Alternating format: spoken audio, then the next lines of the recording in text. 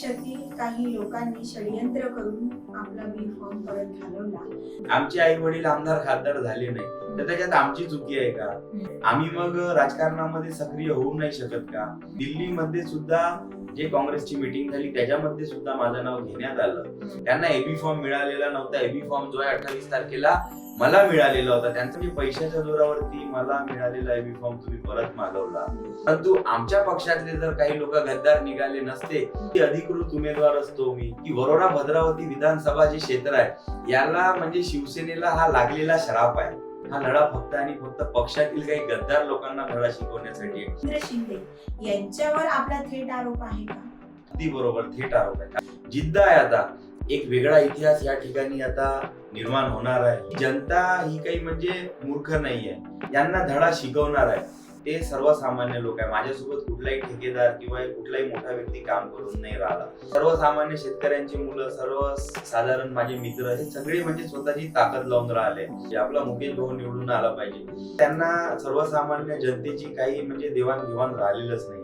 फक्त आणि फक्त पैशाची भाषा झालेली की हमारे पास अगर पैसा है तो हम किसी को भी खरीद सकते हैं, हम कुछ भी कर सकते हैं. पैशांचा काही दिवसानंतर मारा होणारच आहे. तुमच्याकडे पैसे भरपूरच आहे. पैसे घेणारे जे लोक आहेत, परंतु ते सुद्धा त्यांना समजते की पैसे घेतल्यानंतर सुद्धा मतदान कोणाला करायचं आहे. तुमच्याकडे 500,000 कोटी रुपयांची संपत्ती असेल तरी सुद्धा तुम्ही मुकेश जीवतोडे ला पैशांनी विकत घेऊ शकत नाही. तुमच्यामध्ये अजूनपर्यंत ती ताकद आलेली नाहीये. कुठेतरी यांच्यावरती प्रेशर बनवून यांना कुठेतरी धडा शिकवण्यासाठी प्रतिनिधी लोकांना व जे लोक घराणेशाही चालवून राहिले या सगळ्या लोकांच्यावरती कुठेतरी प्रेशर क्रिएट करण्यासाठी मी 20 तारखेला यांच्या समोर प्रेशर कुकर हे चिन्ह घेऊन समोर जाऊन राहिलो निवडणुकीला. त्याच्यामुळे आम्ही आता लढणारच आहोत आणि जिंकणारच आहोत. नमस्कार, मी गोमती पाचभाई. खबरकट्टा लय भारीच्या आजच्या पॉडकास्ट मध्ये आपले सर्वांचे स्वागत आहे. आज आपल्या लय भारी स्टुडिओ मध्ये उपस्थित आहे चंद्रपूर जिल्ह्यातील सर्वात सेन्सिटिव्ह समजल्या जाणाऱ्या वरोरा भद्रावती मतदारसंघातील अपक्ष उमेदवार मुकेश भाऊ जीवतोडे.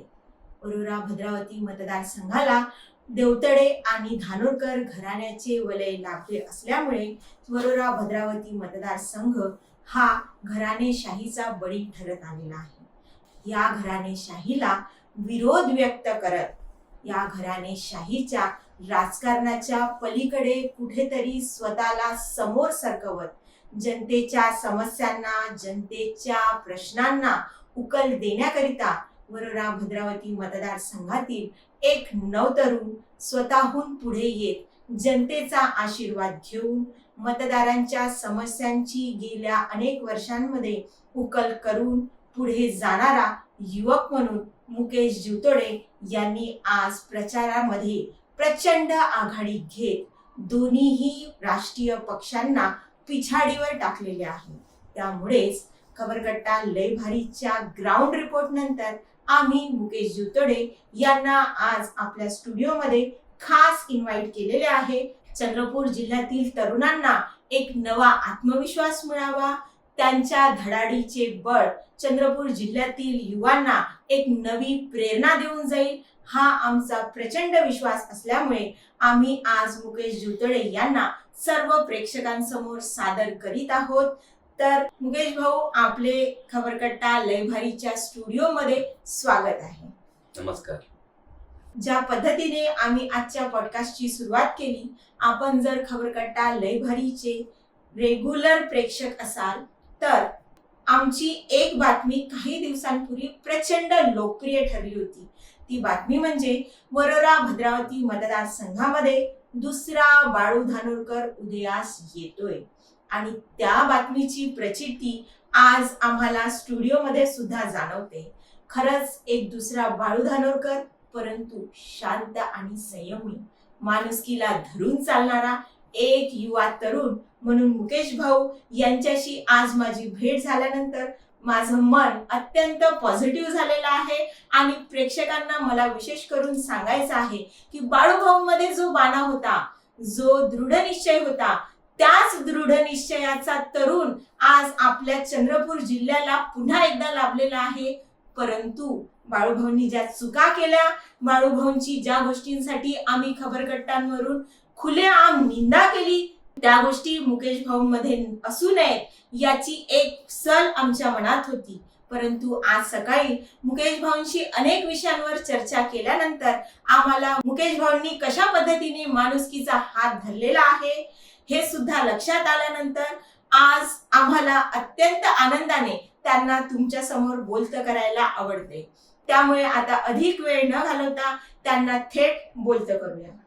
मुकेश भाऊ, जसं मी इंट्रोडक्शन मध्ये सुरुवातीला बोलले की गेल्या अनेक वर्षांपासनं वरोरा भद्रावती मतदारसंघाला एक घराणेशाहीचा ठप्पा लागलेला आहे. देवतडे घराणं असो, धानोरकर घराणं असो किंवा आता धानोरकर माहेरचं काकडे घराण्याची एक नवी सुरुवात असो, काकडेच म्हणावं लागेल, कारण धानोरकरांनी धानोरकरांना वरचढ न करता आता त्यांनी काकडेंना वरचढ करायला सुरुवात केलेली आहे. तर या सर्व घराणेशाहीच्या ग्राफ मध्ये आपल्याला मनात हे कसं काय आलं की मी सुद्धा करू शकतो, हे आमच्या प्रेक्षकांना तुम्ही सांगू शकाल? मी सातत्याने 2009 पासून शिवसेनेचं काम करत होतो, शिवसैनिक म्हणून काम करत होतो आणि जे मला पद मिळाले ते माझ्या कर्तृत्वामुळे मिळाले. 5 वर्षा अगोदर जेव्हा स्वर्गीय बाळू धानोरकर पक्ष सोडून गेले त्यावेळेला मी तालुका प्रमुख झालो आणि 3 वर्षा अगोदर जिल्हा प्रमुख झालो आणि त्यानंतर जिल्हा प्रमुख झालो तेव्हा जे आमचे हिंदुहृदय सम्राट बाळासाहेब ठाकरे यांनी जे आम्हाला धोरण सांगितलं, जे धोरण शिकवलं, 80% समाजकारण 20% राजकारण, त्या पद्धतीने मी सातत्याने समाजाचं काम करत गेलो. आणि जे तुमच्या माध्यमातून पण जे माझ्यावरती काही बोलण्यात आलं की दुसरा बाळू धानोरकर तयार होतोय, तर असं नाही की बाळूभाऊ मध्ये काही चांगल्या गोष्टी नव्हत्या. बाळूभाऊ सोबत सुद्धा आम्ही त्यावेळेला जेव्हा पडले त्यावेळेलाही सोबत होतो, जेव्हा जिंकून आले त्यावेळेलाही सोबत होतो. परंतु त्यांची सगळ्यात चांगली गोष्ट आवडण्यासारखी म्हणजे मला हे होती, जेव्हा ते मरण पावले त्यावेळेला सुद्धा मी बॅनरवरती पण ते टाकलं होतं की जो माणूस आहे तो कधी भिणारा माणूस कधी हिम्मत करत नाही आणि या जगात हिम्मत केल्याशिवाय कुणालाही काही मिळत नाही. हे जे त्यांचं नेतृत्व होतं ते मला फार आवडत होतं. म्हणजे कुठल्याही परिस्थितीमध्ये आपली हिम्मत सोडायची नाही, शेवटच्या क्षणापर्यंत लढत राहायचं. आणि असं नाहीये की ते मला आवडत नव्हते, त्यांचा हा स्वभाव मला आवडत होता. निश्चितच त्यांचा हा स्वभाव सगळ्यांना आवडत होता, परंतु स्वभावामध्ये गुण दोष सगळ्यांनाच असतात, हाताची पाचही बोटे काही सारखी नसतात. परंतु माणूस जेव्हा सत्तेच्या गुरमीत चढतो तेव्हा माणसाने माणुसकी ही सदैव धरून ठेवली पाहिजे. आमची बाळूभाऊंकडे नेहमी हीच तक्रार होती की तुम्ही उच्चस्थ व्हा, आणखी उंच उंच भराऱ्या घ्या, पण तुम्ही ग्राउंड सोडू नका. परंतु कुठेतरी त्यांनी ग्राउंड सोडलेला होता हे सत्य आहे. परंतु आम्ही भाऊ बातमी केल्यानंतर आमच्याकडे अनेक लोकांच्या कॉमेंट्स आल्या, रिप्लाय आल्या की आम्हाला दुसरा बाळूभाऊ नको. मी म्हटलं नाही, असं नाहीये, आपल्याला दुसरा बाळूभाऊच हवाय. फक्त बाळूभाऊंनी ज्या चुका केल्या त्या चुका करणारा व्यक्ती नको, माणुसकीला सोबत घेऊन चालणारा व्यक्ती हवाय. तर मग अनेकांनी आम्हाला फोन कॉल्स केले. मग मी थोडंसं काही तुमच्या विषयी फेसबुकवरती निगेटिव्ह पण लिहिलं. तर मग अनेकांनी मला फोन कॉल्स केले आणि भाऊ तेव्हा तर तुमचा माझा संपर्कही झालेला नव्हता, हे सत्य आहे, हे तुम्हाला माहिती आहे. तुम्ही मला कधी कॉल केला होता आणि मी तर तुमचा नंबर तिसऱ्या व्यक्तीकडून म्हणजे आता ह्या 2 दिवसापूर्वी घेतला, सगळं प्रचाराचं हे सगळं सुरू झाल्यानंतर. मला अनेकांनी फोन करून सांगितलं, समाजातल्या लोकांनी, कुणबी समाजातल्या लोकांनी, इतरही समाजातल्या लोकांनी, इव्हन मुस्लिम समाजातल्या सुद्धा लोकांनी मला फोन करून सांगितलं की मैडम आपने जो मुकेश भाऊ की तुलना बाळू भाऊ के साथ की है वो राइट है, जो सच्चे दिल का आदमी है उसका दिल कोई नहीं चुरा सकता. हे त्या समोरच्या माणसाचे शब्द होते. उसका दिल कोई नहीं चुरा सकता, हे त्या समोरच्या माणसाचे शब्द होते. मग आम्ही त्या अँगलनी सर्च करणं सुरू केलं. मग अनेक गोष्टी समोर आल्या. म्हटलं अरे वा, अशा पद्धतीच्या नेतृत्वाला आपण साथ दिली पाहिजे, म्हणून आज आम्ही तुम्हाला इथे इन्व्हाइट केलं. तर भाऊ, आपला मुख्य मुद्दा होता घराणेशाही, वरोरा भद्रावती मतदारसंघातील घराणेशाही. घराणेशाही म्हणजे आज जर तुम्ही बघितलं की जे कुठेतरी प्रचलित लोक होते, जे सातत्याने 25-30 वर्षापासून पक्षामध्ये काम करत होते, तर या दोन्ही राष्ट्रीय पक्षांनी कुठेतरी त्या लोकांना डावलून फक्त आणि फक्त दोन्ही ज्या राष्ट्रीय पक्षाच्या तिकिटा दिल्या त्या फक्त घराणेशाहीतल्या लोकांना दिल्या. आणि त्याचा मला प्रचंड राग आलेला होता. कारण की जर मी एक शिवसैनिक पासून तर जिल्हा प्रमुखाचा प्रवास केलेला होता. 5 वर्षापासून सातत्याने सर्व लोकांच्या संपर्कात होतो. जरी आमच्याकडे जिल्ह्यामध्ये कोणी लोकप्रतिनिधी नव्हता तरी वेगळ्या वेगळ्या आंदोलनाच्या माध्यमातून मी म्हणजे WCL मध्ये सुद्धा आंदोलन केलं. तर GM ला अक्षरशः GM साहेबांनी मला म्हटलं होतं की तुम अंदर के कॅबिन में आकर बैठो. तर 900 लोकांच्या शेतकऱ्यांच्या समोर मी GM साहेबाला जमिनीवरती बसवून 900 लोकांपैकी 700 लोकांना नोकऱ्या मिळवून दिल्या होत्या. तत्कालीन मुख्यमंत्री उद्धव साहेब होते, त्यांनी सुद्धा त्यावेळेला आम्हाला मदत केली होती. त्याच्यानंतर ज्या शेतकऱ्यांचं धुळीमुळे नुकसान होत होतं शेत पिकांचं, त्यांना 23 शेतकऱ्यांना 11 लाख रुपयाची मदत करून दिली. त्याच्यानंतर आपण म्हणजे शैक्षणिक क्षेत्र असो किंवा आरोग्य क्षेत्र असो, प्रत्येक क्षेत्रामध्ये मदत केली आपण. आणि कुठेतरी जर मग ही मदत करत असताना जर बहुजन समाजातल्या लोकांना तुम्ही डावलून फक्त घराणेशाहीला जर वाव देत असाल तर कुठेतरी या राष्ट्रीय पक्षांना सुद्धा धडा शिकवण्याची आज समाजांकडे किंवा सर्वसामान्य लोकांना आज वेळ आलेली होती. आणि जो आम्ही हा लोकांनी म्हटलं की बंड केलाय, तर हा बंड नसून हा एक उठाव आहे. जर कोणी चुकत असेल तर त्यांची चूक त्यांना दाखवून दिली पाहिजे. तरी यासाठी आम्ही हे प्रयत्न करून राहिलोय. आज जर तुम्ही बघितलं तर हे दोन्ही राष्ट्रीय पक्षाचे जे उमेदवार आहे, जे घराणेशाही मधले आहे, यांचं स्वतःच एक सुद्धा म्हणजे कर्तृत्व नाही. यांनी कधी समाजासाठी कुठलं आंदोलन म्हणा किंवा सर्वसामान्य लोकांचे काम म्हणा किंवा शेतकऱ्यांविषयी एक आंदोलन, कुठल्याही पद्धतीचं आंदोलन केलेलं नाहीये. तरी या सगळ्या गोष्टींमुळं आम्ही हे पाऊल उचललेलं आहे. आणि जनतेचा जो प्रतिसाद होता मला, ज्यांनी मला सांगितलं की ज्या पद्धतीने बुजोने साहेबांना सुद्धा एका आडनावाचं त्यांचं घर होतं, त्यांच्या आडनावाचं दुसरं घर सुद्धा आपल्या वरोरा भद्रावती विधानसभा क्षेत्रामध्ये नव्हतं आणि त्यांचा समाज अल्पसंख्याक असून सुद्धा 38 ते 40 हजार मतदान त्यांना दिलं होतं. तर आपण तर बहुजन समाजामधले लोक आहोत आणि ज्या छत्रपती शिवाजी महाराजांनी आपल्याला लढणं शिकवलं, तर मग नेमकी आपण इतिहासापासून प्रेरणा घेतो काय? तरी सगळ्या शिवसैनिकांनी म्हटलं, सर्व लोकांनी म्हटलं, आणि प्रामुख्याने शिवसैनिक म्हणून आम्ही कधी जातीपातीचं राजकारण केलं नाही.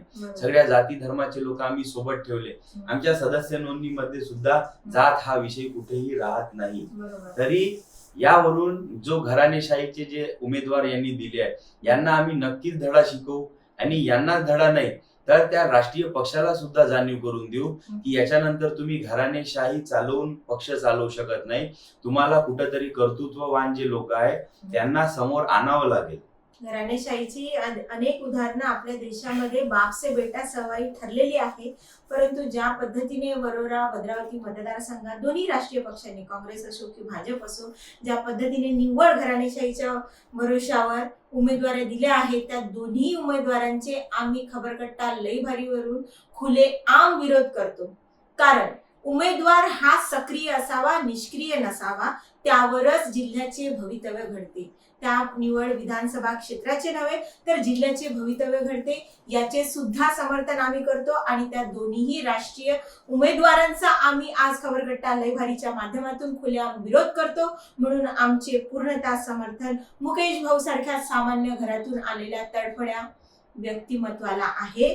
आणि मुकेश भाऊंनी प्रचारामध्ये ज्या पद्धतीने आघाडी घेतलेली आहे, मला वाटतं कदाचित मी आता जो विषय बोलले त्याच विषयामुळे सर्वसामान्य जनता आज त्यांना डोक्यावर घेऊन फिरते आहे. काय वाटतं भाऊ आपल्याला? अगदी बरोबर ताई. कारण की मी आता चंदनखेडा मुधोली गावामध्ये काल पूर्ण प्रचार करून आलो. तर अक्षरशः त्यांनी मला सांगितलं, भोसरी गावामध्ये जेव्हा मी गेलो तर त्यांनी सांगितलं की आम्ही 10 वर्ष झाली इथल्या आमदार खासदाराला बघितलंच नाही. अरे बापरे.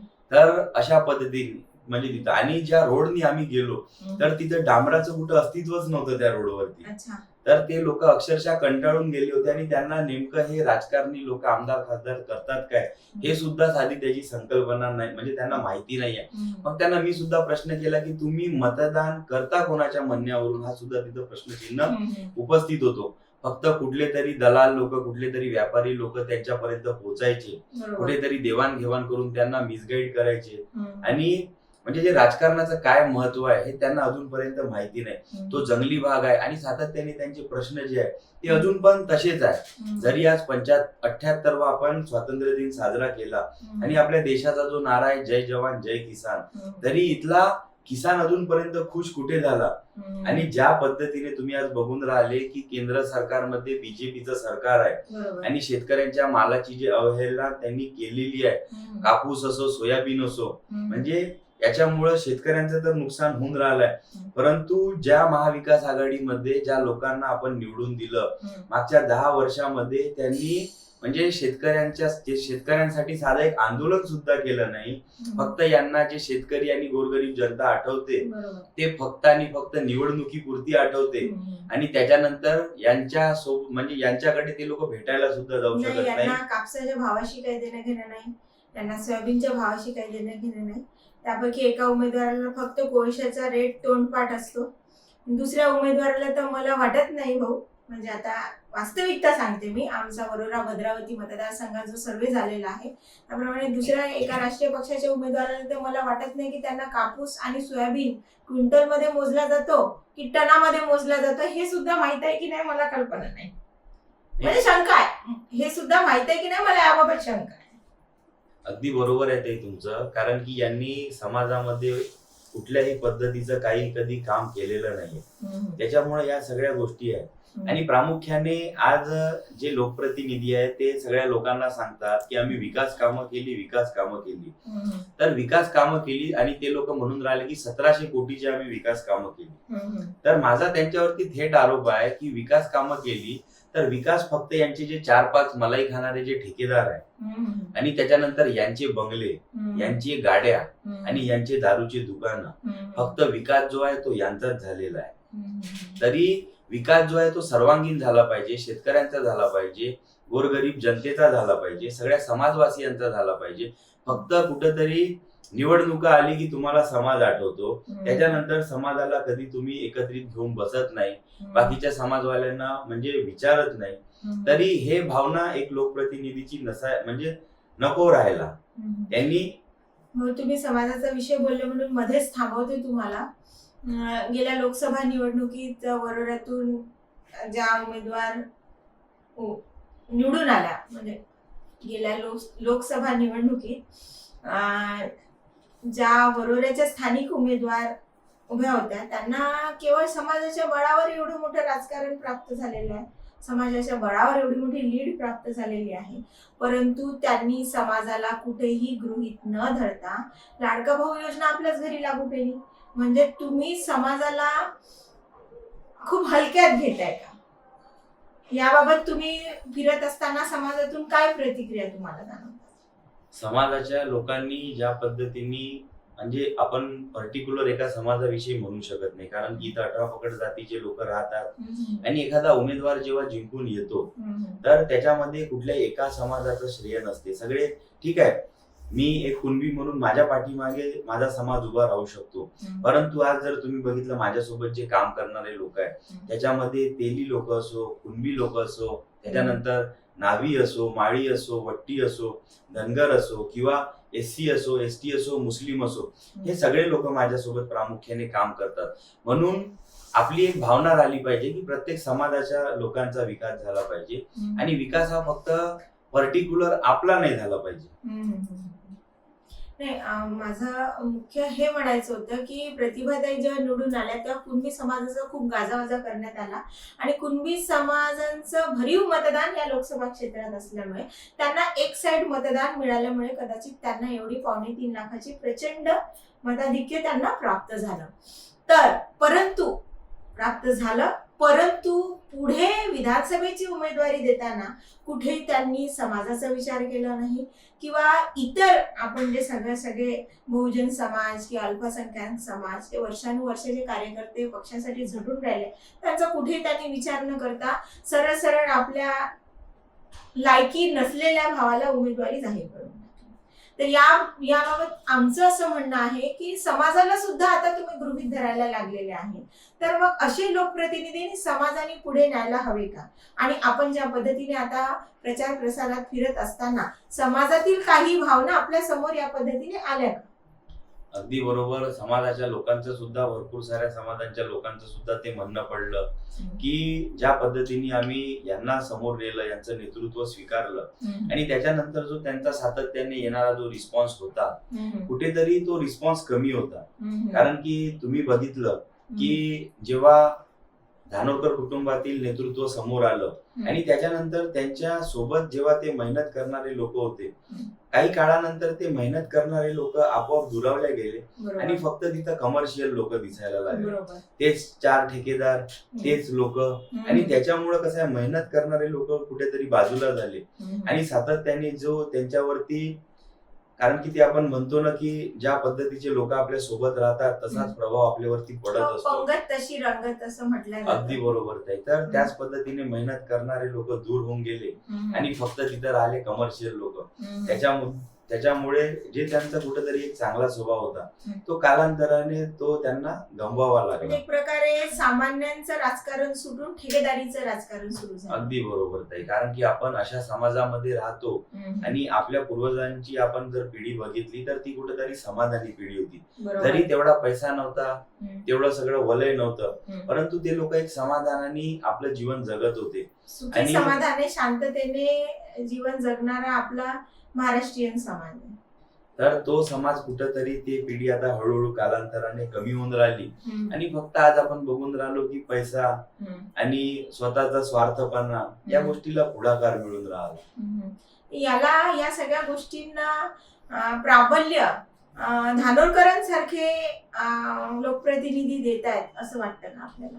अगदी बरोबर आहे. कारण की समाजामध्ये जर चांगल्या लोकांचं नेतृत्व राहिलं नाही आणि चांगल्या लोकांनी जर पैसे कमवले नाही, कारण की वाईट लोकांकडे पैसे गेले तर त्याचा इनडायरेक्टली जो परिणाम आहे तो समाजावरती होतो. कारण की तो पैसा ते वाईट लोक त्याचा म्हणजे त्याचा वापर करून समाजावरती प्रभाव टाकतात. म्हणून जे नेतृत्व आहे ते चांगल्या व्यक्तीकडे राहिलं पाहिजे आणि पैसा जो आहे तो चांगल्या लोकांनी कमवला पाहिजे, तर त्याचा प्रभाव सुद्धा समाजावरती पडतो. निश्चितच.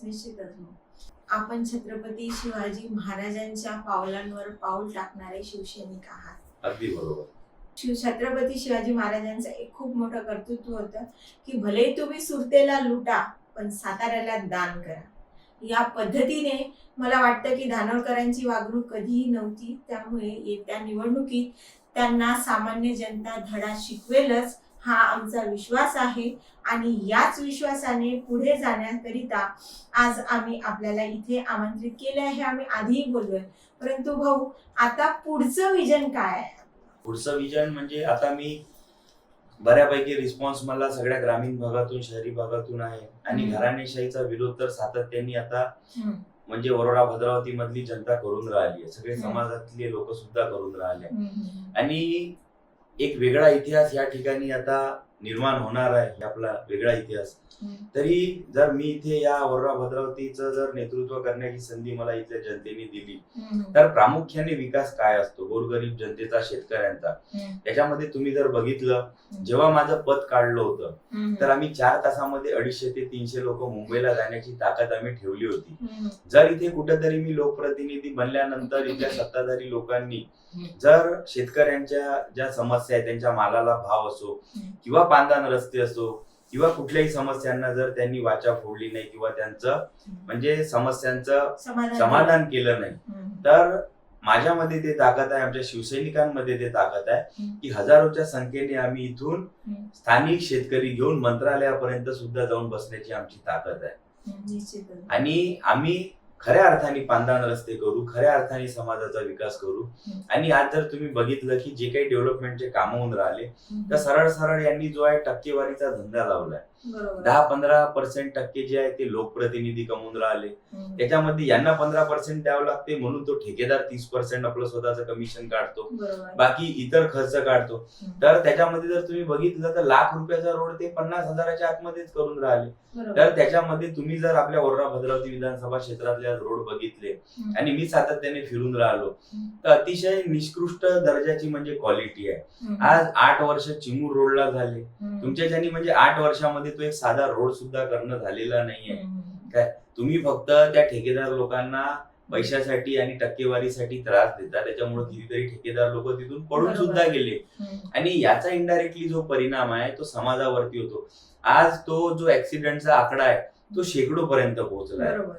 आणि माझा तर थेट आरोप आहे की याला कारणीभूत कुठेतरी लोकप्रतिनिधी आहे. कारण की तुम्ही त्यांच्यावरती वचक ठेवून जर काम ते योग्य पद्धतीने जर करून घेतलं असतं तर इतक्या लोकांचे ऍक्सिडेंट कुठेतरी झाले नसते. परवाच्या दिवशी मी जेव्हा भेंडाळ्याला गेलो आणि त्या 19 वर्षाचा जो मुलगा मरण पावला त्याचे वडील जेव्हा मला मिळाले तर त्यांचा जेव्हा मी चेहरा पाहिला तर ठीक आहे, आपण त्यांना मदत मिळवून दिली त्या कंपनीकडून 4-5 लाख रुपयाची जे काही आहे, पण गेलेला जो जीव आहे तो तुम्ही कसा परत आणणार? पैशाने कधीच विकत घेतला जाऊ शकत नाही. अगदी बरोबर. म्हणजे पैशानी तुम्ही तो जीव कधीच वापस आणू शकत नाही. आणि आज तुम्ही बघून राहिले लोकप्रतिनिधी जे आहे सध्या विद्यमान फक्त पैशानी विकत घेण्याची भाषा करतात. मला सुद्धा उमेदवारी अर्ज जेव्हा मी भरला त्यावेळेला ते म्हणत होते सातत्याने की मुकेश जीवतोडेला आम्ही विकत घेऊ, त्याचा उमेदवारी अर्ज मागे करायला लावू. परंतु त्यांनी जेव्हा त्यांच्या कोर कमिटीची बैठक घेतली तर जो माझा स्वभाव होता, कारण की मी बाजार समिती सुद्धा शिवसेनेकडून स्वबळावरती लढवली होती आणि पूर्ण जिल्ह्यामध्ये चंद्रपूर जिल्ह्यामध्ये शिवसेनेकडून बाजार समिती स्वबळावर कोणीच लढवली नव्हती. आमदार खासदारांनी सुद्धा म्हणजे जेव्हा ते झाले तेव्हाच लढवली, जिल्हा प्रमुख असताना नव्हती लढवली. जरी ठीक आहे मताधिक्य थोडं कमी होतं, 100 ते 125 मतदान आम्हाला पडले, तर एकीकडे हे आमदार खासदार होते, एकीकडे सगळे 4-5 कुटुंब होते, 2-3 पक्ष होते, तरी त्यांना 200-250 ते 300 मतदान त्यांना होते आणि 100-125 मतदान आम्हाला होते. तर मला ते समजलं की आपण कुठेही कमी नाही आहोत. आमचे ग्रामपंचायतचे सदस्य 60च होते, परंतु आम्हाला 100 ग्रामपंचायतच्या सदस्यांनी त्यावेळेला मतदान सुद्धा केलं होतं. तरी हे जी आपली लढाई वृत्ती होती तर त्या अनुषंगाने आम्ही तिथे काम करत होतो आणि यांनी भरपूर सारे प्रयत्न केले. परंतु जो माझा स्वभाव होता तर यांनी जेव्हा यांच्या ठेकेदार लोकांची मीटिंग सुद्धा तिथे घेतली तर कुणाची हिंमत झाली नाही की मला पैशाची ऑफर करण्याची. कारण की माझं एक म्हणणं आहे की माणूस जो विकला जातो तर माणूस हा कोणी विकत घेऊ शकत नाही जोपर्यंत तुम्ही स्वतःची किंमत स्वतः लावत नाही. आणि यांनी सातत्याने लोकांना तेच हे केलंय की हम पैसे से किसी को भी खरीद लेंगे. परंतु ज्या महापुरुषांनी ते इतिहास घडवला आणि ज्यांचा आपण आदर्श घेतो तर पैसा हा म्हणजे आमच्यासाठी दुसरी पर्याय व्यवस्था आहे. माणुसकी ही सर्वप्रथम आहे. आणि जिथं जिथं मी आंदोलन केले तर तुम्ही सांगा मला की मी कुठेही यांच्यासारखं सेटलमेंटचं राजकारण केलेलं नाहीये. म्हणजे आंदोलन करायचं आणि दुसऱ्या दिवशी सगळे गोरगरीब जनता शेतकरी आपापल्या घरी गेले की कुठेतरी कंपन्यांसोबत सेटलमेंट करून टाकायचं, आपले खिशे भरायचे. तोच इतिहास त्यांचा राहिलेला आहे. हा, तो इतिहास त्यांचा होता. परंतु आज ते सगळे लोक, धानोरकर साहेब सुद्धा जेव्हा शिवसेना सोडून गेले तर जवळपास 90% शिवसेना ते सोबत घेऊन गेले होते. परंतु आज तळागाळातील शिवसैनिकांना सोबत घेऊन मी तिथं शिवसेनेचं एक वलय निर्माण केलं. आणि तुम्ही बघितलं जरी मी अपक्ष उमेदवारी अर्ज दाखल केला तरी माझ्या रॅलीमध्ये जवळपास 7,000 ते 8,000 लोक तिथे होते. आणि यांच्यासारखे काही मी रोजी देऊन पैसे देऊन लोकांना बोलावलं नव्हतं. ज्या लोकांसोबत सातत्याने मी संपर्कात होतो ते लोक माझ्या प्रेमापोटी आले होते. कारण कुठेतरी त्यांना विश्वास आहे की म्हणजे मुकेश भाऊ जर इथे निवडून आला तर कुठेतरी सर्वसामान्य लोकांचं भलं होऊ शकते. कारण की आज समाजामध्ये भरपूर सारे सिव्हिल इंजिनियर आहे, भरपूर सारे बेरोजगार आहे. ज्या वेळेला मी सुद्धा एक कामगार पासून ठेकेदारापर्यंतचा प्रवास केला, माझ्या हातची सुद्धा दोन्ही कंपन्यांमध्ये 300-350 मुलं आहे, परंतु आम्ही कधी कुणाकडून पैसे घेतले नाही. आणि आज त्याच नोकऱ्या लावून देण्यासाठी हे लोक 50,000 1 लाख रुपये कमिशन मागतात. तरी ते सगळे लोक माझ्या सोबत आहे. आज ते ऑफिशियली कुठे प्रूव्ह करता नाही आलं तरी हे सत्य जनतेला माहित आहे. निदान ज्यांनी दिले आहे आणि ज्यांनी घेतले आहे त्यांना तरी हे सत्य माहिती आहेच आहे. त्यामुळे आज खबरकट्टा लई भरीच्या माध्यमातून आम्ही जनतेला सचेत करू इच्छितो, अशा लोकप्रतिनिधींपासून सावध व्हा. भाऊंनी आता सांगितलं की त्यांचा उमेदवारी अर्ज मागे घेण्याकरता सुद्धा अनेक ऑफर करण्यात आला. मला छोटासा विषय भाऊंना थांबून आमच्या प्रेक्षकांना सांगावंसं वाटतं. जर तुम्ही आमचे रेग्युलर प्रेक्षक असाल किंवा रेग्युलर खबरकट्टा माझ्या वेबसाईटचे सुद्धा रेग्युलर वाचक असाल, मी सातत्याने यांच्या या वृत्ती विरोधात जो अजेंडा जो चालवते आहे हीच परिस्थिती माझ्यावर सुद्धा यांनी अनेक वेळा आणली. परंतु आमचा ध्यास, आमचा मानस, आमचं उद्दिष्ट हे जनतेला जागरूक करण्याचं आहे, सतर्क करण्याचं आहे. कुठल्याही पद्धतीची सेटलमेंट करून आपलं घर चालवणे हा आमचा अजेंडा नाही. आम्हाला आमचं पोट भरण्यासाठी ईश्वराने भरपूर काही दिलेलं आहे. मग तुम्हाला सांगते, आता जनरल आपली चर्चा इंटरव्ह्यू तुमचा आहे, परंतु विषय निघाला म्हणून सांगते. 8 दिवसांपूर्वीच त्यांचा एक ठेकेदार माझा मागोवा घेऊन माझ्या पत्त्यावर येऊन गेला. मी त्यांना या पद्धतीने सांगितलं की भाऊ मोडेन पण वाकणार नाही. या पद्धतीने त्यांना उठून पळावं लागलं. 2 मिनिटात माझी पूर्ण टीम साक्षी आहे, त्याची पूर्ण कंप्लीट व्हिडिओग्राफी माझ्याकडे प्रेझेंट आहे त्या गोष्टीची. की त्यांचं म्हणणं आहे की तुम्ही ईडी तक्रार केली. हो, मी आज या माध्यमातून खुलेआम सांगते की प्रतिभा धानोरकर आणि प्रवीण काकडे आणि सुरेश काकडे या तिन्ही लोकांवरती मी ईडी तक्रार दाखल केलेली आहे. कारण सुरेश काकडे हे मूळचे काय होते आणि आज ते काय आहेत याचा पूर्ण कच्चा चिट्टा आम्हाला जनतेसमोर तात्काळ आणायचा आहे, लवकर आणायचा आहे. या लोकप्रतिनिधींबद्दल जनतेला सचेत करायचं आहे. त्याकरिता म्हणूनच मुकेश जिवतोडे सारख्या तरुणांना आपल्याला समोर आणायचं आहे. हा आमचा अजेंडा आहे. परंतु भाऊ, या पद्धतीच्या राजकारणाला कुठेतरी ब्रेक लागायला हवा, यावर आपलं काय म्हणणं आहे? अगदी बरोबर आहे ताई की ब्रेक लागायला हवा. कारण की आज तुम्ही बघून राहिले की हे सगळे मी मुद्दे सांगितले, त्याच्यामध्ये आता काही दिवसांअगोदरच तुम्ही बघितलं की फक्त पैशाच्या भरोशावरती लोकांना जे विकत घेण्याची भाषा करून राहिले, तर त्याच्यामध्ये कुठेतरी बकऱ्याच्या पार्ट्या, दारूच्या पार्ट्या ठेवायच्या. जिवंत उदाहरण आहे त्याचं की ज्या पार्टीमध्ये एक उपसरपंच तिथे विहिरीमध्ये पडून मृत्युमुखी पावला. तर फक्त म्हणजे तुम्ही राजकारणाला सर्वस्व बनवलं आहे का? म्हणजे राजकारणाचा उपयोग करून तुम्ही फक्त स्वतःचे धंदे करणार आहेत का? मग त्याच्यामध्ये ज्या आपण प्रत्येक गावामध्ये आज आपण बघितलं की राष्ट्रसंत तुकडोजी महाराजांचं मंदिर आहे, प्रार्थना मंदिर आहे. तर समाजाला तुम्ही नेमकी दिशा कोणती दाखवून राहिले की समाजाची तुम्ही दशा करून राहिले, ह्या सगळ्या गोष्टींचा विचार प्रामुख्याने केला पाहिजे. काही पैसा आला म्हणून काही तुमच्याकडे सर्वस्व समाधान झालं असं नाहीये. त्याच्यामध्ये आपले कर्म सुद्धा चांगले राहिले पाहिजे, जेणेकरून तुमच्यामुळे समाजावरती प्रभाव पडला पाहिजे, तुमचा अभाव समाजावरती पडला नाही पाहिजे. तरी या सगळ्या गोष्टींचा जे आहे फक्त त्यांची जी भाषा आहे की आम्ही पैशाने सगळं काही घेऊन घेऊ, तर ही सगळी गोष्ट चुकीची ठरवासाठीच आमची हे जिद्द आहे. आणि ते जिद्द आम्ही जिंकल्यानंतरच थांबू. नाही, ही जिद्द कुठेच थांबायला नको. ही जिद्द सतत पुढे जात राहील, तेव्हाच सामान्यांचा आवाज समोर येईल आणि ठेकेदारकीच्या राजकारणाला कुठेतरी ब्रेक लागेल, असं आमचे मत आहे.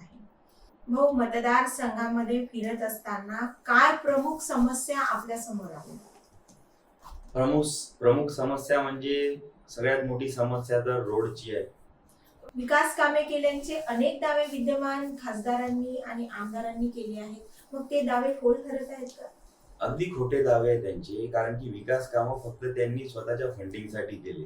भरपूर साऱ्या पैशाचा निधी आणायचा आणि सरळ सरळ गणित. आज तुम्ही ज्या पद्धतीने सगळे लोक म्हणतात, सगळे ठेकेदार लोक सांगतात की 10 ते 15% जे कमिशन आहे ते फक्त लोकप्रतिनिधीचं असतं आणि 1700 कोटीचे त्यांनी विकास कामे केले आहे असे ते स्वतःच्या तोंडाने सांगतात. तर 1700 कोटी गुणीला जर तुम्ही 10-15% करा तर त्या लोकांना तर काही कमीच नाहीये ना पैशाची. परंतु त्यांच्या पैशाच्या समोर न झुकता सुद्धा आमचे जे शिवसैनिक आणि आमचे समाजाचे लोक, सर्व इतर जनता जे माझ्या पाठीमागे ठामपणे उभे आहे. जर तुम्ही पण बघितलं, कारण की काही दिवसांअगोदर आपल्या माध्यमातून सुद्धा मला एक फोन आला होता की तुम्ही 2-3 नंबरवरती आहात आणि आज तुम्हीच म्हणून राहिले की तुम्ही विनिंग सुद्धा होऊ शकता. तर हे एकटी माझ्याची म्हणजे माझं म्हणणं नाहीये, हे आमची मेहनत आहे आणि लोकांना कुठेतरी विश्वास होऊन राहिला आहे की मुकेश जिवतोडे आपलं नेतृत्व करू शकते. कारण की कोणताही लोकप्रतिनिधी किंवा जे जनता आहे, जो शेतकरी आहे, तो काही लोकप्रतिनिधीला घर चालवायसाठी पैसे मागत नाही. तो लोकप्रतिनिधीकडून एकच अपेक्षा ठेवते की आपले रोड चांगले राहिले पाहिजे, आपल्या इथे स्वच्छता राहिली पाहिजे, शैक्षणिक याच्यामध्ये चांगलं म्हणजे शिक्षण मिळालं पाहिजे, नोकऱ्या उपलब्ध राहिल्या पाहिजे आणि चांगला समाज घडला पाहिजे, शेतकऱ्यांच्या शेतमालाला भाव मिळाला पाहिजे आणि पांदण रस्ते झाले पाहिजे. याच्या व्यतिरिक्त त्यांच्या काहीच अपेक्षा नसतात. सामान्य जनतेला सरकारी दवाखाना, पोलीस ठाणं आणि राशनचे दुकान याच्या व्यतिरिक्त काहीही देणं घेणं नसतं. मग तुम्ही कितीही दारूची दुकानं उघडा, त्यांना काही देणं घेणं नाही, परंतु तुम्ही जे दावे करता आम्ही इतके 17,000 कोटी आणले की 1,700 कोटी आणले, त्याचा 17 रुपयाचा तरी लाभ त्यांना प्रत्यक्षात भेटलेला आहे का, हे महत्वाचं. लाभ फक्त त्यांच्या 4-5 ठेकेदारांना आणि लाभ फक्त त्यांना मिळालेला आहे. त्याचा विकास जो झालेला आहे तो त्यांच्या बंगल्यांचा, त्यांच्या गाड्यांचा आणि त्यांच्या प्रॉपर्ट्यांचा झालेला आहे, त्यांच्या नातेवाईकांचा झाला. परंतु विकास हा काही शेतकऱ्यांचा व सर्वसामान्य लोकांचा झालेला नाहीये. आणि भाऊ, सगळ्यात महत्वाची गोष्ट आहे, आजचं आधुनिकतेचं जग आहे. रोज नवी टेक्नॉलॉजी समोर येत आहे, रोज नवा विचार समोर येत आहे, रोज नव्या पद्धती समोर येत आहे. हे करत असताना लोकप्रतिनिधीची बौद्धिक क्षमता ही, त्याला प्रशासनाची किती जाण आहे, त्याला समस्यांची किती उकल आहे, हे सुद्धा फार महत्वाचं आहे. कारण विधानसभेमध्ये तो प्रश्न मांडत असताना त्या प्रश्नाची नेमकी कुठली बाजू मांडायला हवी हे समजण्याकरिता स्वतः लोकप्रतिनिधी सुद्धा तितकाच चाणाक्ष असणं आवश्यक आहे. तर तुम्हाला असं वाटतं का की आता तुमचे हे जे 2 प्रतिस्पर्धी आहेत राष्ट्रीय पक्षाचे, ते सक्रिय आहेत की निष्क्रिय आहेत?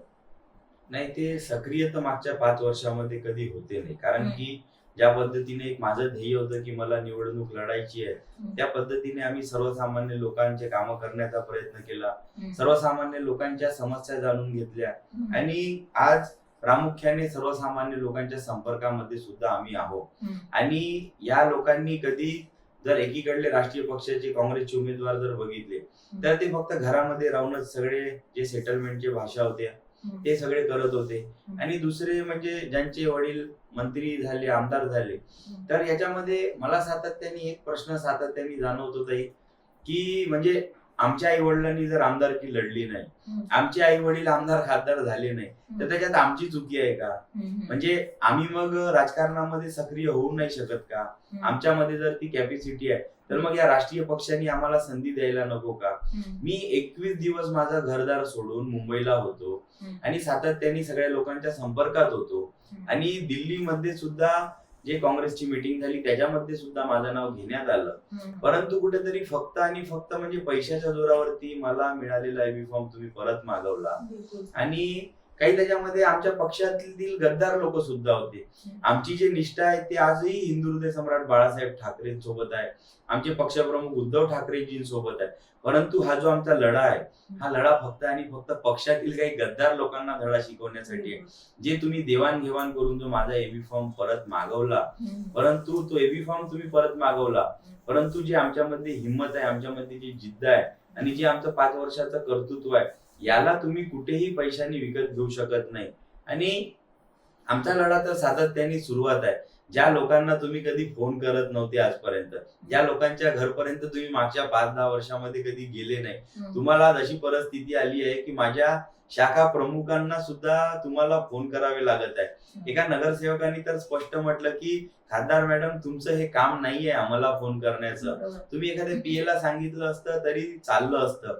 तर ही वेळ त्यांच्यावरती आलेली आहे, कारण की त्यांना माहिती आहे की आता आपल्या पायाखालील वाळू जी आहे ते सरकलेली आहे. म्हणजे त्यांनी सरळ सरळ जनतेची नाळ सोडलेली आहे. जनतेची नाळ तुम्ही सोडलेली आहे, कारण की तुम्ही फक्त आणि फक्त पैशाची भाषा जी तुम्ही केली आहे सातत्याने. तर पैसा हा काही वेळेपुरता प्रभावित ठरू शकतो, परंतु तुम्ही जर एकदा माणुसकी सोडली, कारण की महाराष्ट्र आपलं राज्य आहे आणि या महाराष्ट्रामध्ये सातत्याने आपल्या साधू संतांनी, वीर पराक्रमी लोकांनी हे महाराष्ट्र घडवलंय आणि देशाला कुठेतरी दिशा दाखवण्याचं काम आपला महाराष्ट्र सातत्याने करून राहिलाय. तरी हे जर संस्कृती तुम्ही कुठेतरी सोडून फक्त स्वतःची घराणेशाही जर जिवंत ठेवण्यासाठी तुम्ही आपले निर्णय स्वतःहून घेत असाल, त्याच्यामध्ये कुठल्याही समाजाचा, कुठल्याही लोकांचा किंवा आपल्या सोबत जे सहकारी आहे त्यांचा सहभाग तुम्ही घेत नसाल, त्यांचा सल्ला घेत नसाल, तर यांना यांची जागा नक्कीच दिसेल. मध्यंतरी आपलीच एक बाईट मी टीव्हीवरती ऐकलेली होती की आपल्याच पक्षातील काही लोकांनी षडयंत्र करून आपला बी फॉर्म परत घालवला. तर यामध्ये आपल्याच शहरात असलेले दुसरे जिल्हा प्रमुख रवींद्र शिंदे यांच्यावर आपला थेट आरोप आहे का? अगदी बरोबर, थेट आरोप आहे. कारण की तुम्ही जर बघितलं मागच्या महाविकास आघाडीमध्ये जे लोकसभा आपण लढवली आणि आता तिथे ज्या खासदार मॅडमला एवढी मोठी लीड भेटली तर ती लीड काही त्यांची इंडिव्हिज्युअल नव्हती. त्याच्यामध्ये सगळे जे घटक पक्ष होते त्यांचा सुद्धा हात होता. त्याच्यानंतर त्यांचं सुद्धा सहकार्य होतं. आणि जे लोक आज म्हणजे ज्यांनी माझा एबी फॉर्म परत घेण्यासाठी हे जे षडयंत्र रचलं तर कुठेतरी त्यांनी त्यावेळेला आपले सुधीर भाऊ मुनगंटीवार यांचं काम केलं होतं. आणि त्याचा पुरावा सुद्धा खासदार मॅडमनी स्वतःच्या लेटर हेड वरती आमचे पक्षप्रमुख उद्धव साहेबांना लेखी तक्रार दिली होती की यांनी महाविकास आघाडीचं काम न करता महायुतीचं काम केलेलं आहे. आणि त्याचा पुरावा सुद्धा मी मागे तुम्हाला पाठवला होता. परंतु त्यांना जेव्हा समजलं की आता खासदार जे आहे त्या प्रतिभा धानोरकर झालेल्या आहे व त्यांच्यावरती सुद्धा अनेक सारे गुन्हे दाखल आहेत आणि फक्त बँकेच्या कुठेतरी मला हे कुणकुण 1 महिन्या पहिलेच लागली होती की बँकेच्या म्हणजे ज्या सीटा भरती करून राहिल्या आहेत त्या ज्या जागा भरती करून राहिल्या त्याच्यावरून कुठेतरी यांचं साठा लोटा आहे आणि यांनी ते सेटलमेंट करून घेतलेलं आहे. तरी आज ज्या प्रतिभाताई म्हणत होत्या की माझ्या नवऱ्याचा जीव जो गेला आणि त्याला जे लोक कारणीभूत आहे तर त्या लोकांना मी कधी सोडणार नाही. तर तुम्ही मग एवढा सगळा तुमचा द्वेष होता म्हणजे एकमेकांना जीवे मारण्याच्या धमक्यांपासून यांनी कारस्थान रचलं. परंतु आज फक्त बँकेच्या सेटलमेंट वरून पैशाच्या सेटलमेंट वरून तुमचा वाद मिटला का? ज्यांचा जीव गेला त्यांचं ते प्रकरण नष्ट झालं का? म्हणजे तुम्ही या सगळ्या गोष्टी सोडून फक्त पैशावरून सेटलमेंट करून राहिले का? एकीकडे तुम्ही उद्धव साहेबांना पत्र दिलं की यांना पक्षातून हकालपट्टी करा आणि त्याच्यानंतर तुम्ही सेटलमेंट करून त्यांना जिल्हा प्रमुख सुद्धा बनवलं. तर हे कुठेतरी चुकीचं आहे ना. म्हणजे तुम्ही सर्वसामान्य लोकांची दिशाभूल करता का?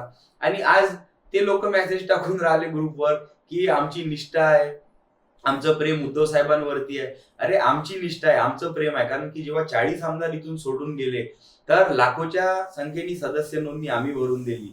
हजारो स्टॅम्प नेणारे पहिले चंद्रपूर जिल्ह्यातले आम्ही दोन्ही जिल्हा प्रमुख होतो. मी स्वतः होतो, संदीप भाऊ गिरे होते. तेव्हा आज जे जिल्हा प्रमुख आहे यांनी स्वतःचा सदस्य नोंदणी फॉर्म आणि स्टॅम्प एफिडेव्हिट सुद्धा भरलं नाहीये. आज पण सेना भवन मध्ये जर ते सगळं पत्र पडून असेल तर त्यांनी शोधून दाखवावं यांच्या नावाचे सदस्य नोंदणी आणि स्टॅम्प एफिडेव्हिट.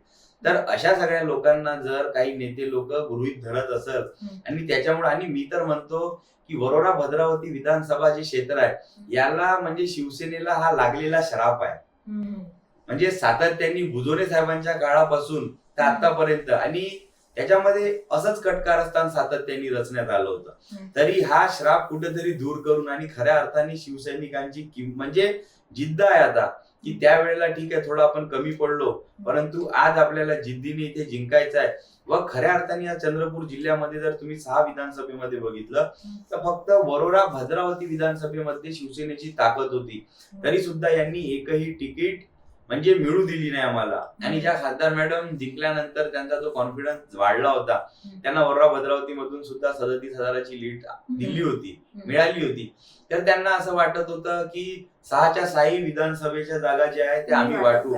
परंतु आम्ही सुद्धा शिवसैनिक जिद्दी होतो. त्यांना त्या 6 विधानसभेच्या जागा तर जाऊ द्या, वरोरा भद्रावतीची जी त्यांची हक्काची जागा होती ती सुद्धा त्यांचं फक्त 28 तारखेला नाव आलं होतं. त्यांना एबी फॉर्म मिळालेला नव्हता. एबी फॉर्म जो आहे 28 तारखेला मला मिळालेला होता. त्यांचं नाव 27 तारखेला रात्री फक्त यादीत आलं होतं. परंतु आमच्या पक्षातले जर काही लोक गद्दार निघाले नसते तर आज हा जो पराक्रम त्यांनी गाजवला आणि हे मी नाही बोलत आहोत, त्यांनी त्यांच्या भाषणामधून स्वतःच्या तुम्हाला असं म्हणायचं आहे की जर हे त्यांनी केलं नसतं कदाचित हे षडयंत्र झालं नसतं तर आज वरोरा भद्रावती मतदारसंघाचे महाविकास आघाडीचे तुम्ही अधिकृत उमेदवार असता. अगदी अधिकृत उमेदवार असतो मी. कारण की हे षडयंत्र करून जे त्यांनी माझा एबी फॉर्म परत मागवला आणि या सगळ्या गोष्टी ज्या त्यांनी घडवून आणल्या या अतिशय चुकीच्या पद्धतीने घडवून आणल्या. आणि सगळ्या लोकांना सुद्धा माहिती आहे की हे लोकांनी लोकसभेमध्ये काय केलं आणि विधानसभेमध्ये ते काय करून राहिले. तरी जनता ही काही म्हणजे मूर्ख नाहीये. जनता जी आहे ती कुठंतरी यांना धडा शिकवणार आहे. तुम्ही जे आज फक्त पैशाची भाषा करून राहिले, बँक सेटलमेंट वरती तुम्ही स्वतःचं सेटलमेंट करून राहिले तर यांना नक्कीच धडा शिकवणार आहे. हो, वेळ भरपूर झालेला आहे. निवडणुकांची रणधुमाळी सुरू आहे. आता आपण मुख्य वळणावर येऊया, की निवडणुकीला आपण उभे आहात. लोकप्रतिनिधी म्हणून निश्चितच मतदारसंघाकरता आपण काही स्वप्न बघितले असतील. तर मतदारसंघाकरता वरोरा भद्रावतीच्या सामान्य जनतेकरता आपलं काय ध्येय व काय विजन आहे? माझं विजन म्हणजे पहिले तर शेतकऱ्यांचे पांदण रस्ते झाले पाहिजे. हम्म. त्याच्यानंतर शेतकऱ्यांच्या ज्या समस्या आहे, ज्यांच्या म्हणजे त्यांच्या मालाला भाव नाही भेटून राहिला, तर त्यांचे जे आपण प्रश्न आहेत ते आपण विधान भवनामध्ये, विधानसभेमध्ये मांडू. हम्म. त्याच्यानंतर जे आपल्या प्रामुख्याने आज जर तुम्ही वरोरा भद्रावती क्षेत्रातलं जर कल्चर बघितलं आणि जे संस्कृती बघितली, तर इथलं जे वातावरण आहे ते बिलकुल कारखानदार लोकांसाठी पोषक नाही आहे. सातत्याने त्यांच्यावरती दादागिरी करणं, सातत्याने त्यांना पैशांसाठी त्रास देणं, त्याच्यामुळे हजारो हेक्टर जमीन ही MIDC ची इथे म्हणजे बाकी आहे, शिल्लक आहे. परंतु कुठेतरी हजारो हेक्टर जमीन सुद्धा शिल्लक असून इथे कुठलाही कारखानदार कारखाना टाकायसाठी तयार नाहीये. मी जरी अपक्ष उमेदवार असलो तरी तुम्हाला माहिती आहे 100% आमची सत्ता येणार आहे आणि आम्ही सत्तेमध्ये राहणार आहोत. त्याच्यानंतर प्रामुख्याने आपल्या एरियामध्ये वरोरा भद्रावती क्षेत्रामध्ये सगळं पाण्याची व्यवस्था आहे, सगळ्या गोष्टींची व्यवस्था आहे. तर कारखाने आले पाहिजे. जर कारखानेच येणार नाही तर रोजगार निर्माण होईल कसा? आणि रोजगार निर्माण होईल नाही तर बेरोजगारी दूर होईल कशी? फक्त तुम्ही जनतेला सांगता की आम्ही बेरोजगारी दूर करू, पण तुमच्याकडे काही विजनच नाहीये. बरोबर. आज जे राष्ट्रीय पक्षाचे जे उमेदवार आहे त्यांनी सांगितलं की निप्पॉन डेंड्रोचा आम्ही प्रकल्प आणला, 20,000 कोटीची गुंतवणूक आली आणि त्याच्यावरती आता काही दिवसांअगोदर त्या एका शेतकऱ्यांचा व्हिडिओ आला. त्यांनी व्हिडिओ सुद्धा टाकला की ही निप्पॉन डेंड्रोची जमीन आहे, तर 20,000 कोटीचा प्रकल्प नेमका तुम्ही टाकला कुठं आणि विकास झाला कुठं? तर या सगळ्या त्यांच्या ज्या भूलथापा आहे, जनता यांना यावेळेस त्यांची जागा निश्चितच दाखवणार आहे. आणि वरोरा भद्रावती मतदारसंघातील जनतेचा कल आम्ही जाणून घेत असताना प्रचारामध्ये नंबर 1 म्हणजे मुकेश जीवतोडे यांचंच नाव सातत्याने समोर येतं. तर आपल्याला वाटतं का की ही लढाई आता फक्त एक अपक्षाची लढाई नसून प्रचंड धनाढ्य शक्तीसमोर सर्वसामान्य जनतेची आणि जनशक्तीची झालेली आहे? अगदी बरोबर ते. कारण की तुम्ही जर माझ्या प्रचारामध्ये जे माझे लोक आज काम करून राहिले, जे माझे सहकारी काम करून राहिले, तर ते लोक जे आहे ते सर्वसामान्य लोक आहे. माझ्यासोबत कुठलाही ठेकेदार किंवा कुठलाही मोठा व्यक्ती काम करून नाही राहिला. आणि सर्वसामान्य शेतकऱ्यांची मुलं, सर्व साधारण माझे मित्र हे सगळे म्हणजे स्वतःची ताकद लावून राहिले की कुठेतरी मुकेश निवडून आला पाहिजे, आपला मुकेश भाऊ निवडून आला पाहिजे. कारण की त्यांना कुठेतरी विश्वास आहे.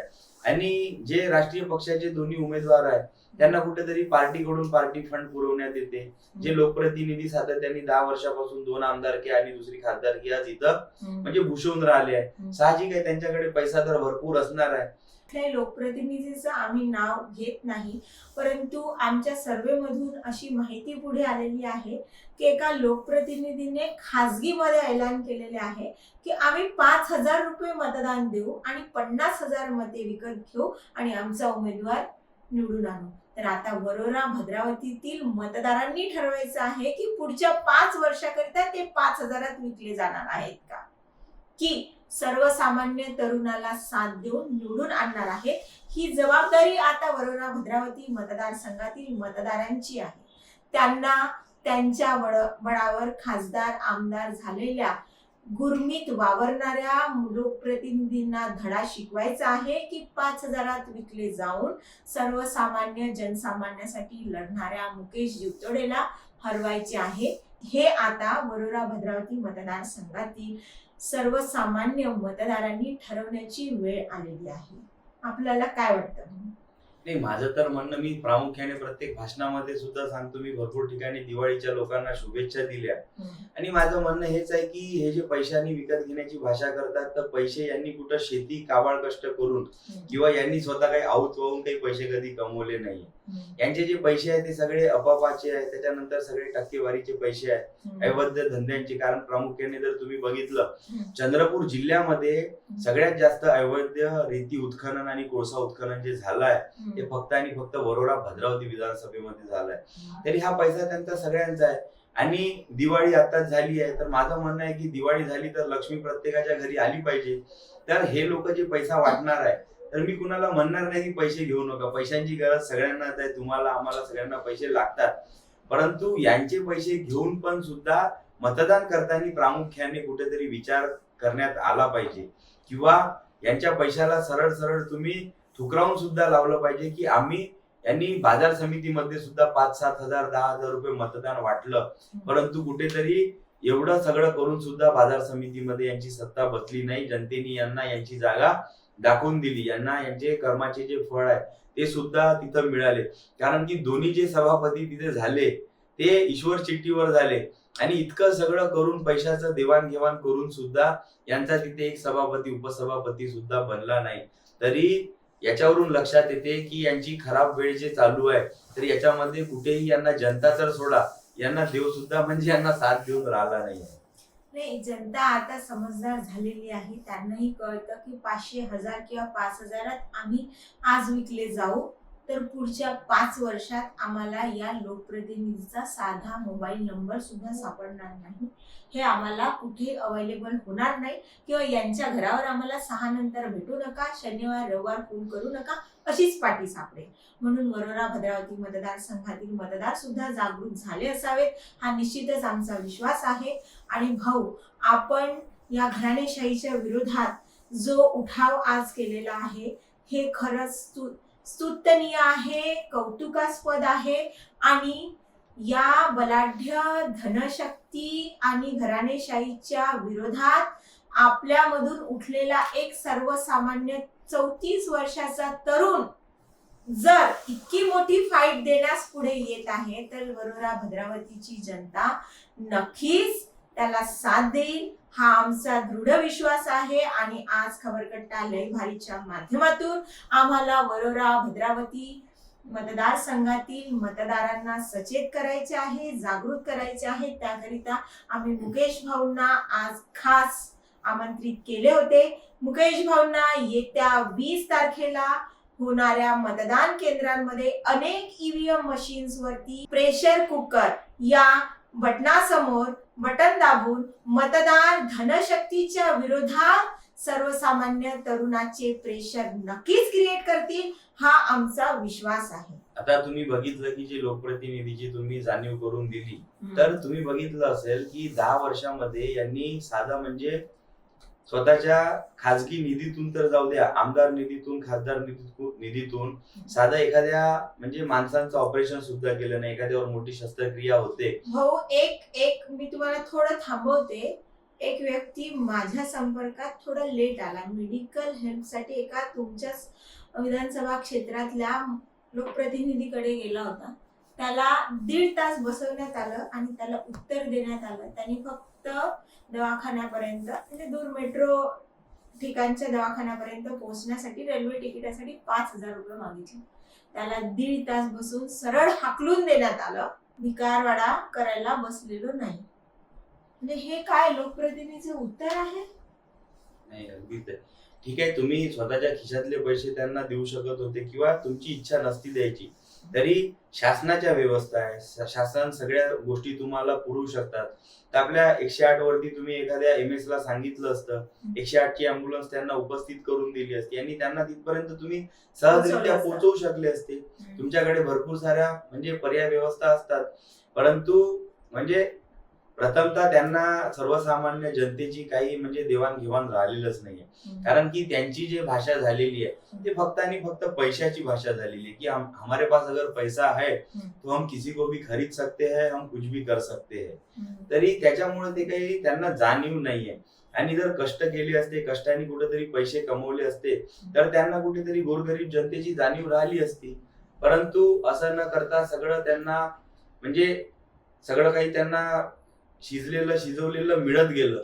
त्याच्यामुळं त्यांना त्या गोष्टीची काही जाणीव नाहीये. आणि नेमकी याच गोष्टीची समाजवासियांना व या लोकप्रतिनिधींना जाणीव करून देण्यासाठी मी एक सर्वसामान्य कुटुंबातलं व्यक्तिमत्व, माझे वडील माजी सैनिक आहे, माझ्या वडिलांनी देशासाठी स्वतःच्या आयुष्यातील काही वर्ष खर्ची घातलेला आहे, तरी कुठंतरी या सगळ्या लोकप्रतिनिधींवरती एक प्रेशर क्रिएट करण्यासाठी मी माझं बटन नंबर 13 आणि बोट चिन्ह आहे प्रेशर कुकर, कुठेतरी या लोकप्रतिनिधी लोकांना व जे लोक घराणेशाही चालवून राहिले या सगळ्या लोकांना कुठेतरी धडा शिकवण्यासाठी, यांच्यावरती कुठेतरी प्रेशर क्रिएट करण्यासाठी मी येत्या 20 तारखेला यांच्या समोर प्रेशर कुकर हे चिन्ह घेऊन समोर जाऊन राहिलो निवडणुकीला.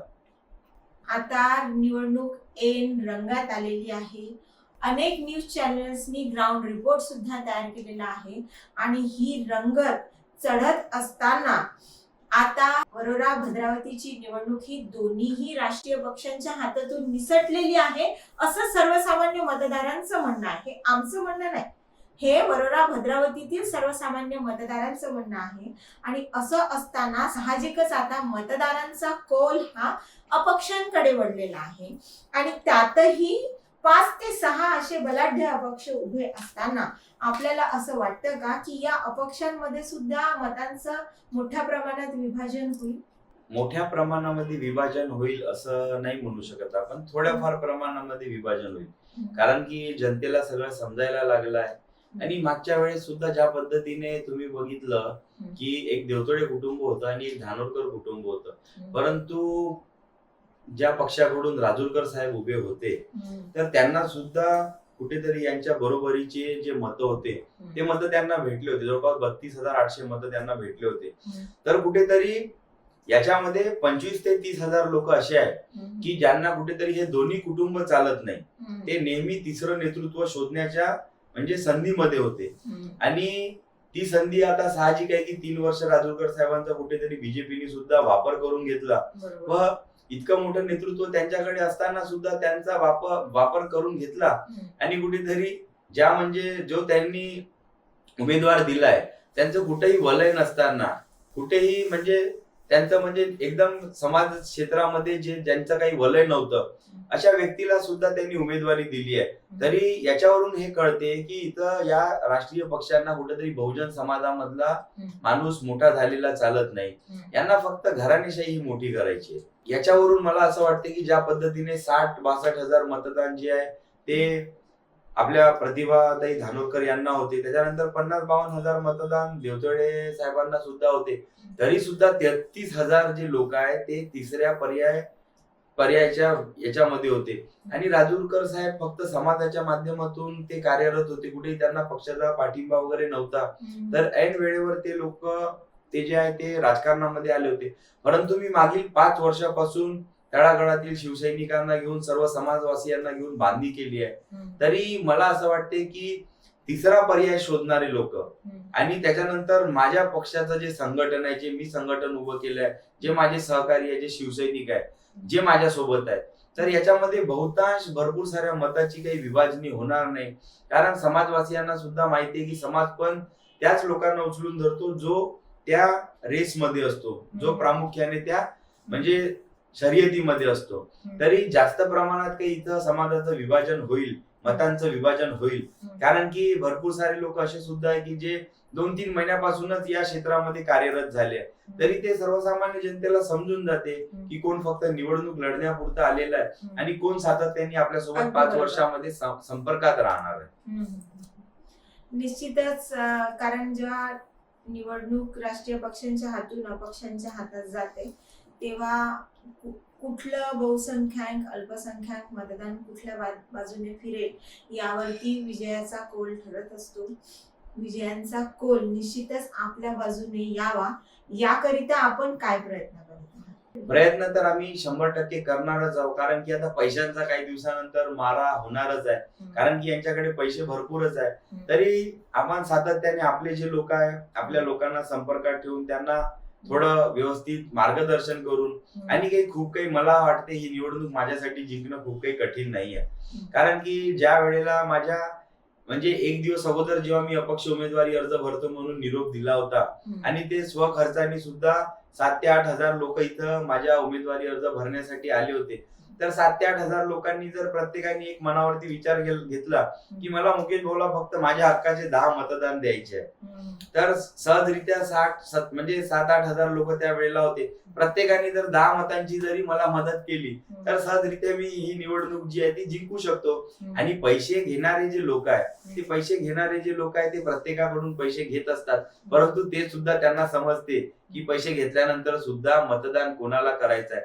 आणि पैसे घेणारे लोक एक विशिष्ट आहे, ते जवळपास 5 ते 10% लोक या सगळ्या गोष्टीमध्ये पडतात. आणि सर्वसामान्य लोक जे आहे, जे सुज्ञ जनता आहे, ते पहिल्याच दिवशी उमेदवार बघून त्यांच्या मनामध्ये ठरवून नसते की आपल्याला यावेळेला म्हणजे मुकेश भाऊला निवडून आणायचं आहे. कारण की मी काल एका ग्रामीण मध्ये जेव्हा प्रचार करत असताना एका घरी गेलो तर एक शेतकरी कुटुंबातील महिला मला मिळाली. तर तिने त्या ज्यांच्याकडे मी पॉम्पलेट दिलं त्यांनी म्हटलं, अच्छा मुकेश भाऊ हे आहे का म्हणून. तर मी म्हटलं हो मी मुकेश जीवतडे.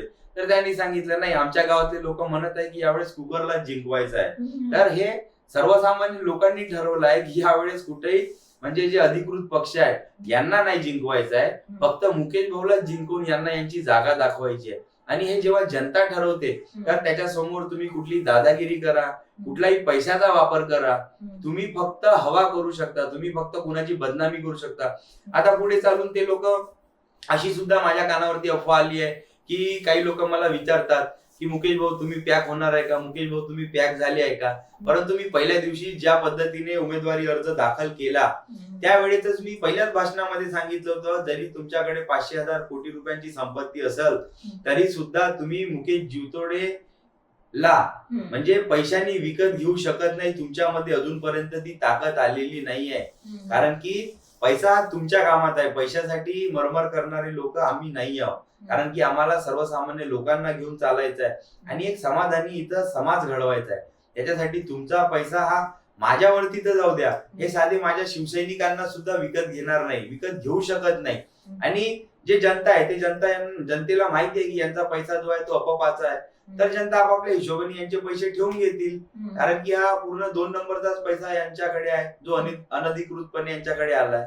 तरी जनता ठरवेल इथं की कोणाला विजयाचा म्हणजे बाशिंग बांधायचा आहे. आणि ज्या पद्धतीने मी ग्रामीण भागामध्ये फिरून राहिलो आणि कसं असते ताई की कुठेतरी जेव्हा आपण त्या शेतकरी बांधवांच्या व त्या महिलांच्या चेहऱ्यावरती बघतो की तेव्हा ज्यांना मी सांगतो की ताई मी मुकेश जीवतोडे, आपलं चिन्ह कुकर आहे, आणि ते त्यांच्या ज्या चेहऱ्यावरती समाधान मला दिसते तर ते कुठेतरी हा विचार करते. कारण की नाव तर माझं घरोघरी पोहोचलाय. सातत्याने 5 वर्षापासून आपण सगळ्या लोकांच्या संपर्कात आहोत, सगळ्या लोकांचे मी फोन उचलले आहे, सगळ्या लोकांना एंटरटेन केलाय. त्याच्यानंतर जरी मी इथं लोकप्रतिनिधी नव्हतो तरी 100% मी माझं अस्तित्व तिथं लावलंय की त्या लोकांच्या समस्याचं निवारण झालं पाहिजे. आणि त्या लोकांना सुद्धा कुठेतरी विश्वास आहे व त्यांच्या मनामध्ये कुठेतरी समाधान येते की अच्छा हा मुकेश जीवतोडे आहे.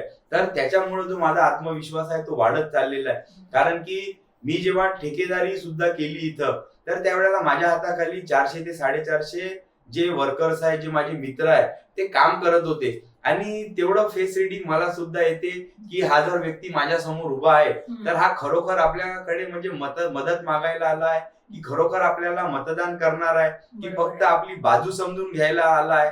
जरी मी आज वयाने यांच्या सगळ्यांपेक्षा कमी असलो तरी आमचा जो प्रवास आहे सातत्याने खडतर प्रवाहातून झालेला आहे. तरी या सगळ्या गोष्टी आम्हाला समजतात. आणि आरोग्याच्या विषयी जर बोलायचं झालं तर आपण बघू शकतो की आपल्या उपजिल्हा रुग्णालयामध्ये भरपूर साऱ्या डॉक्टर लोकांची कमी आहे. त्याच्यानंतर जे ट्रामा केअर आहे ते कितीतरी वर्षापासून खाली पडलेलं आहे. तर मी जर इथे लोकप्रतिनिधी झालो तर चांगल्या डॉक्टर लोकांची व्यवस्था तिथे झाली पाहिजे. आणि प्रामुख्याने आम्हाला अर्ध्या रात्री फोन येतात की डिलिव्हरीसाठी आम्हाला सातत्याने चंद्रपूरला पाठवून राहिले, आम्हाला अँब्युलन्स भेटून नाही राहिली. तर त्यांच्यासाठी अँब्युलन्स तिथे उपलब्ध राहिली पाहिजे. त्याच्यानंतर जे आपल्या डिलिव्हरी पेशंट आहे त्यांचं कुठेतरी पूर्णतः त्यांचा जो उपचार आहे तो जागेवरती झाला पाहिजे. या गोष्टीमध्ये सुद्धा सुधारणा करू आणि चांगली व्यवस्था तिथं स्वच्छ व्यवस्था राहिली पाहिजे, जेणेकरून त्या ग्रामीण भागातील शेतकऱ्यांना ग्रामीण भागातील गोरगरीब जनतेला सुद्धा असं वाटलं पाहिजे की खऱ्या अर्थाने आपण दवाखान्यामध्ये आलो व खऱ्या अर्थाने आपल्यावरती उपचार होऊन राहिलाय. त्याच्यामध्ये आपण म्हणजे जे आपल्या गाव पातळीवरती PHC सेंटर आहे त्याच्यामध्ये सुधारणा करू. त्याच्यामध्ये सुद्धा व्यवस्थित लक्ष घालून त्याच्यामध्ये अजून काय डेव्हलपमेंट करता येईल ते करू. शेतकऱ्यांसाठी तहसीलच्या ठिकाणी मदत केंद्र उभारू. आणि जे शेतकऱ्यांविषयी जे आपले तालुका प्रतिनिधी जे आपल्या तालुका लेवलवरती बसलेले आहे प्रामुख्याने त्यांच्या योजना त्यांच्यापर्यंत पोहोचल्या पाहिजे. जास्तीत जास्त योजनांचा त्यांच्यापर्यंत लाभ मिळाला पाहिजे. आणि शेतीसोबत कुठेतरी जोडधंदा कसा केला गेला पाहिजे त्या गोष्टीकडे सुद्धा आपण लक्ष देऊ, जेणेकरून आज तुम्ही बघून राहिले की शेतकऱ्यांच्या आत्महत्या दिवसेंदिवस वाढून राहिल्या. आणि सगळ्यात मोठा मुद्दा म्हणजे आपल्या क्षेत्रातील कुठल्याही कामगारांनी कुठल्याही शेतकऱ्यांनी आत्महत्या केली नाही पाहिजे. त्याच्यासाठी आपण काय पर्याय व्यवस्था करू शकतो याच्याकडे सुद्धा आपण लक्ष देऊ. त्यातूनच शेतीला जोडधंदा निश्चितच आवश्यक आहे, त्यातूनच नवा रोजगार निर्मिती. त्याच्यानंतर आज आपण बघितलं की भरपूर साऱ्या बचत गटांचा जो वापर आहे तो फक्त राजकीय पक्षांमध्ये संख्या दाखवण्यासाठी करण्यात येऊन राहिलाय. आणि आजही मला काल रात्री माहिती पडलं की जे लोकप्रतिनिधी आहे, ज्या खासदार मॅडम आहे, त्यांनी कुठेतरी स्वतःच्या लोकप्रतिनिधी पदाचा दबाव आणून काहीतरी शासकीय यंत्रणा सुद्धा कामी लावलेली आहे. आणि भरपूर साऱ्या लोकांना असे फोन सुद्धा येऊन राहिले सरपंचांना की तुमच्या गावातले काय कामं बाकी आहे त्याची यादी द्या, कोणते कामं बाकी आहे त्याचा पाठपुरावा आम्ही करून राहिलो, तुम्हाला एवढा निधी देण्यात येईल. आज खऱ्या अर्थाने आचारसंहिता कुठेतरी लागलेली आहे आणि तुम्ही कसे काय पाठपुरावा करून राहिले, कुठेतरी हे लोकप्रतिनिधीच्या म्हणण्यावरून या सगळ्या गोष्टी करून त्यांच्यावरती दबाव क्रिएट करण्याचं काम करून राहिले. आणि राहिला प्रश्न बचत गटांचा, तर बचत गटांच्या ज्या बाया आहेत त्यांचा वापर फक्त कुठेतरी संख्याबळासाठी दाखवायचं आणि बचत गटांच्या बायांना फक्त त्या गोष्टीसाठी वापरून घ्यायचं, परंतु त्यांना कुठेतरी नोकऱ्या उपलब्ध करून देणं, त्यांना कुठेतरी औद्योगिक जगामध्ये कुठेतरी त्यांच्यासाठी जोडधंदा करून देणं, याच्यामध्ये यांनी अजूनपर्यंत कुठलीही डेव्हलपमेंट केलेलं नाहीये. तर प्रामुख्याने खऱ्या अर्थाने बचत गटवाल्या महिला ज्या आहेत त्यांना छोटे छोटे उद्योग आपण कसे उपस्थित करून देऊ शकतो, त्यांना भांडवल उपलब्ध करून फक्त बचत गटाचे पैसे उचलणं व त्यांचा वापर कुठेतरी घरच्यासाठी करणं हा त्यातला म्हणजे उद्देश नाहीये. त्याचा पैशाचा वापर आपण त्या जोडधंद्यासाठी केला पाहिजे आणि त्याच्यामधून आपल्याला कुठेतरी फायदा झाला पाहिजे आणि प्रामुख्याने आपण समाजाच्या त्या प्रवाहात राहिलो पाहिजे, दोन पैसे आपण कमवले पाहिजे, याच्यासाठी सुद्धा आपण योजना आणू. आणि आज आपण जर बघितलं की ओल्ड पेन्शन योजनावाल्यांचे जे सातत्याने जे म्हणजे प्रॉब्लेम्स तिथं क्रिएट होऊन राहिले आहेत, त्यांच्या समस्याचं निवारण सुद्धा करण्याचा आपण लोकप्रतिनिधी म्हणून प्रयत्न करू, त्यांच्या आंदोलनाला सुद्धा कुठेतरी पाठिंबा देऊ. त्याच्यानंतर ज्या काही शासकीय जे लोक आहे जे इथं शासनाच्या याच्यामध्ये काम करून राहिले आहेत, जसे शिक्षक असो किंवा जिल्हा परिषदचे शिक्षक असो, त्या सगळ्या ग्रामसेवक असो, यांच्या सुद्धा ज्या समस्या आहेत त्यांच्या समस्यांचं सुद्धा निवारण करण्याचं काम आपण भविष्यामध्ये करू. कारण की मला त्याच्यावरून माहिती पडलं की काल भरपूर साऱ्या अधिकाऱ्यांचे काही सरपंचांना काही उपसरपंचांना फोन गेले, काही लोकप्रतिनिधी जे आहे आपले नगरसेवक वगैरे त्यांना फोन गेले की तुमच्या वार्डातले तुमच्या गावातले कोणते कामं बाकी आहे ते सांगा, त्यांची सूचना आम्हाला द्या. तर त्यांचे नाव सुद्धा काही लोकांचे घेण्यात आले की तुम्हाला विचारणा करण्यात येत आहे. तर त्यांना कुठेतरी समजून राहिलाय की आता हे जे लोकप्रतिनिधी सुद्धा आहे त्यांचे लोक सुद्धा आहे ते लोक सुद्धा त्यांच्यासोबत राहिले नाही, तर कामाचं कुठेतरी प्रलोभन देऊन त्यांचं म्हणजे विचारधारा बदलवण्याचं काम जे आहे ते यांच्याकडून सुरू आहे. आणि हे विशेषतः करून शासकीय यंत्रणेचा वापर करून ते लोक करून राहिले. त्याच्यामध्ये बचत गट असो किंवा त्याच्यामध्ये काही लोक जे आपले शासकीय आहे त्यांच्या माध्यमातून सुद्धा ते करण्यात येऊन राहिलंय. नमस्कार, मी मुकेश मनोज जुतोडे, 75 वरोरा भद्रावती विधानसभा उमेदवार, बटन नंबर 13 आणि बोट चिन्ह आहे प्रेशर कुकर. तरी मी समस्त जनतेला नम्रपणे कळवितो, नम्रपणे विनंती करतो की बटन नंबर 13 समोरील प्रेशर कुकर या चिन्हासमोरील बटन दाबून मला सर्वाधिक मताने विजयी करा आणि खऱ्या अर्थाने कुठेतरी घराणेशाही संपवून आपल्याला लोकशाहीचा विजय करायचा आहे. त्याच्यासाठी मला इथं निवडून द्या, एकदा मला या क्षेत्राचं नेतृत्व करण्याची संधी द्या. एवढंच माझं सर्व मतदार बंधूंना नम्रपणे विनंती आहे. आणि जास्तीत जास्त मतदान कसं होईल आणि जास्तीत जास्त 100% मतदान करण्याचा प्रयत्न करा, कारण की जोपर्यंत 100% लोक मतदान करणार नाही तोपर्यंत खऱ्या अर्थानं या लोकशाहीचा विजय होणार नाही. आणि मतदानाचा जे अधिकार आहे तो आपण प्रत्येकाने बजावलाच पाहिजे. त्याच्यामुळे आम्ही आता लढणारच आहोत आणि जिंकणारच आहोत. धन्यवाद. आणि खबरकट्टा टीमचे सुद्धा मी या ठिकाणी धन्यवाद करतो की यांनी आम्हाला इथं आमचं स्वतःचं मत मांडण्यासाठी बोलवलं, आम्हाला आमची मत मांडण्याची संधी दिली. त्याच्यासाठी संपूर्ण टीमची सुद्धा मी इथं धन्यवाद करतो. धन्यवाद.